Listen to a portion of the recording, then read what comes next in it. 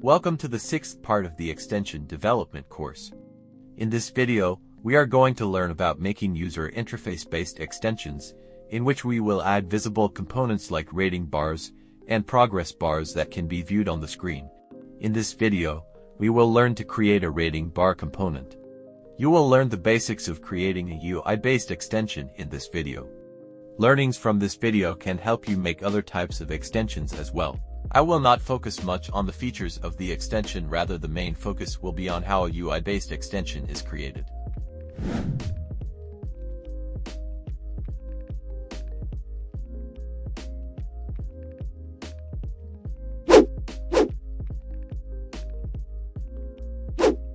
So let's first understand how will the extension work.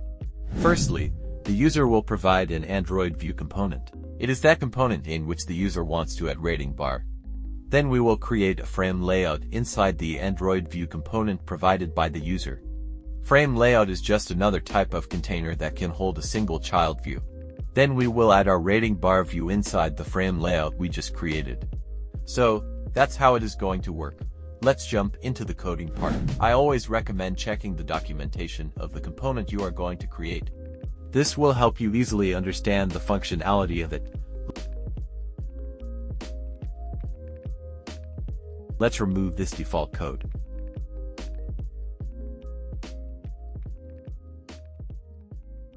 I am declaring a variable to store the context of the screen.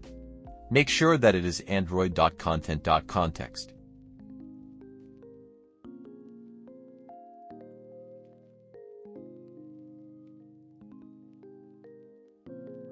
Let's fill the context with the actual context of the screen, in which the user currently is. For that, you need to type this inside the constructor. You might have understood now that you need to have basic knowledge of Android before diving into create extensions. Now, let's create a function that we will use to show the rating bar. The input parameter will be the Android view component, provided by the user. I have already explained that at the start of the video. Make sure that it is of AppInventor runtime package.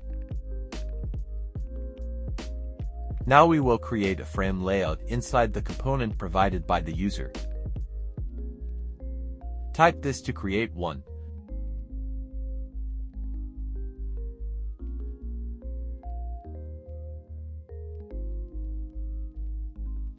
Let's declare a rating bar instance. It should be the widget 1.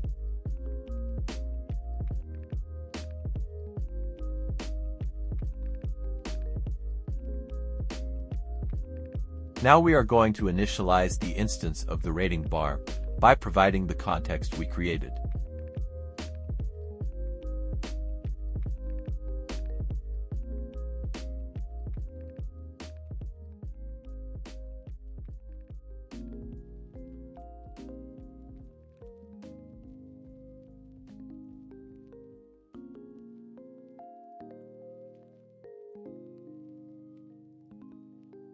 Now we will set the step size, which is in float format.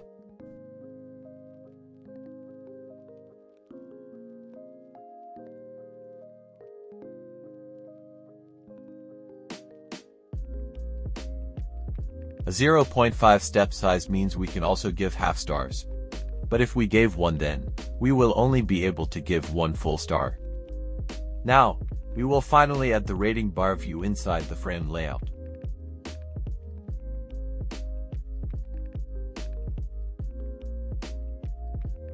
Additionally, we will also add a listener to check whenever the star value of the rating bar is changed by using a simple event block. I have already taught you about making simple event blocks in the fourth part of this course.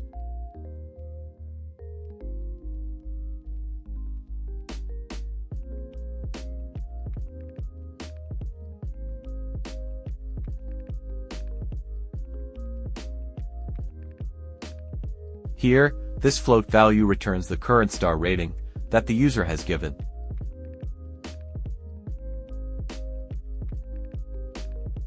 Let's build it.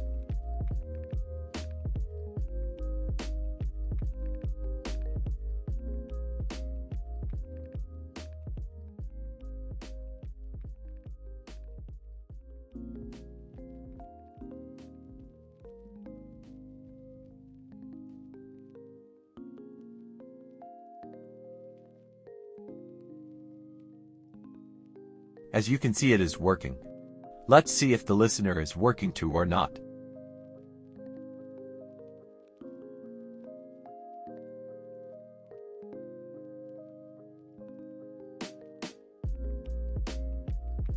It is also working.